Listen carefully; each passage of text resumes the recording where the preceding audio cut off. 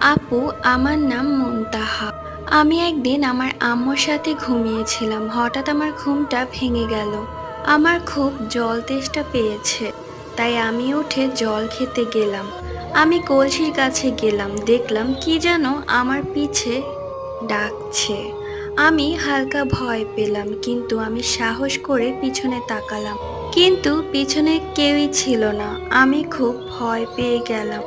আমি দেখলাম আমার আম্মু ঘুম থেকে উঠে আমার দিকে তাকিয়ে আছে।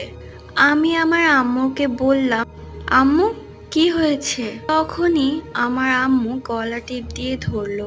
আমার আব্বু পাশের রুম থেকে এসে আমার আম্মুর হাত আমার গলা থেকে ছাড়ালো। তখন আমার আম্মুকে জিনে ধরেছিল। অ্যান্ড ঘটনাটি লিখেছে আমারই একজন সাবস্ক্রাইবার। আপু, নেক্সট টাইম থেকে একটু গুছিয়ে লেখার চেষ্টা করবেন, নয়তো আমার পড়তে বারবার আটকে যায়। By the way, thank you.